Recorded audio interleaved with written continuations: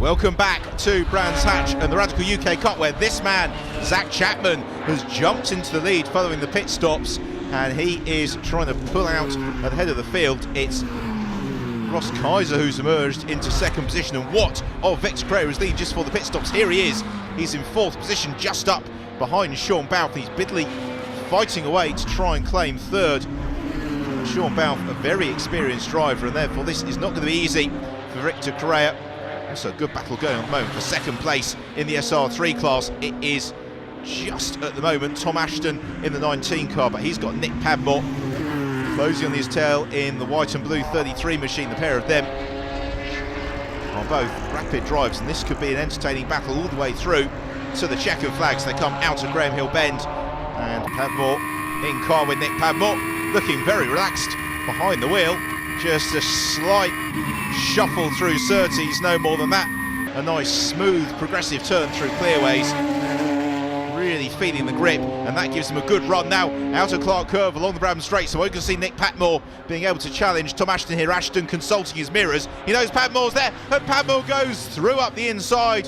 Very nicely judged move from Nick Padmore as he gains the place, moves second in the SR3 class. That's being led by Colin Noble at the moment. Out of Druids, then down towards Graham Hill Bend. There is class leader Colin Noble, and he is in amongst the traffic. And he's about, in fact, to go a lap down to Sean Bouth. Bouth sives past him as they head along the Bradham Straight, then down through the bottom of Paddock Hill Bend. We've also got Alex Capardia as well, number 8 car, who's going well. He's a little bit lower down the order, but Alex is another very quick driver. So it is Zach Chapman from Ross Kaiser. There's Zach Chapman, and there is Ross Kaiser, who's about 5 seconds behind him. Now what can Ross do about closing in the gap onto Zach Chapman, because Zach is a quick driver, but then Ross is a vastly experienced radical racer. He's a vastly experienced GT and single-seater racer. You'd have to say that with that pedigree he stands a good chance of closing in on Zach Chapman between now and the end of the race. Victor Carrera anxious to make ground. Tom Ashton puts a lap on Chris Harris, who has taken over from Andy Green in the 1000 car. Chris turning through Druids as we go in car with Bradley Ellis in his SR3, watching the mirrors for the traffic as surging past him was Ross Kaiser, and Ross is really setting out his tasker, isn't he? Closing on Zach Chapman as Bradley climbs up towards Druids, the former British GT champion Bradley Ellis. And he's doing an awful lot of driver coaching as well with Andy Cummings. Chris Harris heads down through Paddock Hill Bend in the 1000 car. Colin Noble in the lead of the SR3s and doing a good job of this. He's got a nice healthy buffer, so he doesn't need to worry too much about his mirrors. Unlike Zach Chapman, look at that, Ross Kaiser is already much closer. That's probably now about 3 seconds, the gap between them, maybe a little bit less than this, and this could be on here because we've still got a good number of minutes left in the race, and Ross Kaiser may just be able to sneak this one from Zach Chapman. Now the key for Ross Kaiser is going to be, though, as he closes up to Zach Chapman, if he wants to find his way through, he's going to almost have to do it on the first lap that he catches up to Zach Chapman. What he doesn't want to have happen is to be lulled into following the rear spoiler of Zach's car, just being mesmerised by that and then really struggling to make his move. So as he closes that gap down, he's going to have to pick his moment wisely. Now what may help him in that is traffic. So Zach Chapman sides past Chris Harris. Ross Kaiser looks to do that shortly, but there are groups of cars still having their own race in the SR3 class, and these race leaders are going to have to be very careful about how they approach those groups of cars and how they pick their way through them. Down from Druids then, the gap from first to second is still about 3 seconds. Ross Kaiser won't close in on this lap because he's still behind Chris Harris. He's going to go past Chris now through Surtees, and that was good driving actually from Chris Harris, gave him plenty of room. And certainly one of the real characteristics of the Dunlop Radical UK Cup is that the driving standards throughout the field are uniformly high, and the drivers do give each other plenty of respect and racing room, and that enables us therefore to have these thrilling conclusions to the race, because Kaiser is getting ever closer here to the tail of Zach Chapman, plunging through Paddock, and then the long climb up Halewood Hill towards Druids through the hairpin, and Kaiser, you could see him cleaving the tenths of a second out of Chapman's advantage on the brakes there through Druids. This is a virtuoso performance from Ross Kaiser, but will it be rewarded with victory? Because Of course, it's the old cliche motor racing. It's one thing to catch the car in front, it's quite another to find your way past. And Zach Chapman, former MR2 racing champion, is not going to make it easy here for Ross Kaiser. So whilst Kaiser is closing onto his tail, Chapman is now going to start driving a very, very wide Radical SR8 over the crest, once more down through Paddock Hill Bend. Just 3/4 of a minute the lap here on the Brands Hatch Indy circuit, these SR8s. It's mesmeric for the drivers as we move into the closing stage of the race, and I reckon that Ross Kaiser is going to have probably 5 or 6 laps, but no more than that, with which to try and make this move on Zach Chapman. Likewise, Zach Chapman will know that's all he's got to hold on. As the drivers flash through to complete each lap, they do have a minute counter that's available to them just on the starting gantry, and so they'll be able to measure their points against that. They'll know exactly how much longer they've got left in the race. But now they've got traffic up ahead of them. Now this is another dimension to it, isn't it? Because we've got Tom Ashton, who has just been passed as well by Philip Jeans. So those 2 cars they've got to clear. Nick Padmore clear of that group. So Philip Jeans moves aside, as does Tom Ashton up the hill towards Druids. Again, super driving from both Philip and Tom. They gave the race leaders plenty of room, but it has given Kaiser now the opportunity to get right up onto the tail of Zach Chapman, who is going to be wanting the checker flag to come out absolutely any second now. He really doesn't want to have to defend here from Kaiser, but unfortunately he's going to have to do that for the next few laps. So it'll be Ross Kaiser now. Where are you going to make that move? Well, a good run through this corner here, clearways, and then planting his right foot out of Clark Curve.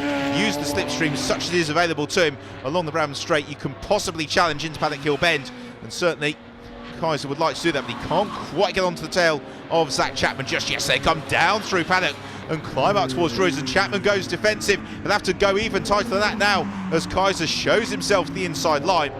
Absolutely brilliant race this, isn't it? One of the best we've had this season from the Radical UK Cup.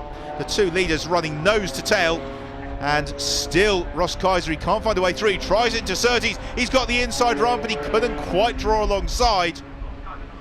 And so this lap, well, Ross Kaiser, he's tried into Druids, he's tried into Surtees, he doesn't try into clearways. Instead though, Zach Chapman slides the rear of his car, and Chapman knows that he's made a slight mistake. He hugs the pit wall then along the Bramham Straight. He's going to make Kaiser this the hard way, drive around the outside of him, and then pop over the crest through Paddock Hill Bend, and already Zach Chapman will be thinking about covering the inside line up towards Druids. He does just that. But this is really smart defensive driving as well from Zach Chapman, because he's not just driving to inside the circuit, he's leaving the car slightly with the road. He's just leaving less than the Radical SR8's width to the inside line, and that is enough to prevent Ross Kaiser from finding his way through. It really is smart tactical driving from both drivers, and it means that Kaiser as well, he now knows that he's been up behind Zach Chapman for a lap or so, a little bit more than that. He hasn't got the element of surprise, but the rear tyres on Zach Chapman's car just going away from him. He slides the rear of the car again through clearways, and that means that Kaiser's right onto his tail as they head into the final lap and into Paddock Hill Bend for the last time. Fighting the wheel, Ross Kaiser is on the absolute limit of adhesion through Paddock. He actually loses a little bit of ground. So as they climb up towards Druids, that means that Chapman's got slight breathing space, just a car's length between them, no more than that.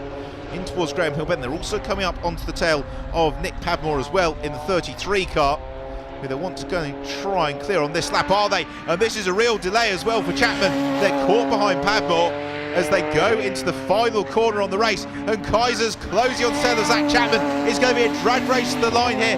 Who's going to do it? I think Zach Chapman, though. He's just got enough. They sprint onto the straight.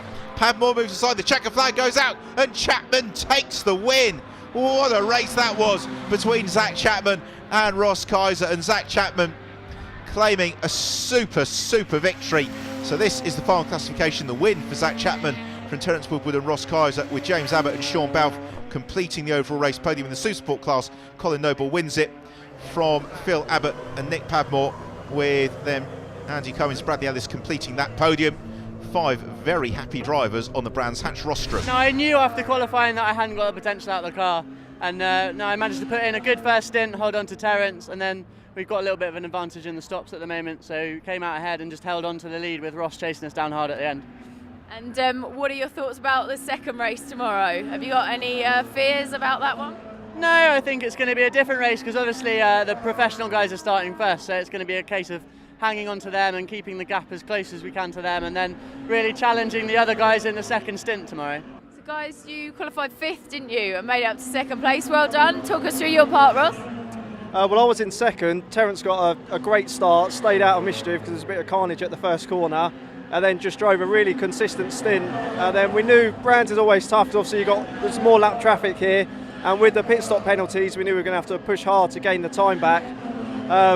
I was pushing like mad to catch Zach and managed to catch him in the final stages of the race, but I didn't really have anything left in the car to follow close enough to really put a good move on him. So we hung on to 2nd, and we're reasonably pleased with that. And Terence, are you happy with the result? Yeah, I am happy. Yeah, I think we came into this race leading the championship. So really, we've got to keep having consistent finishes.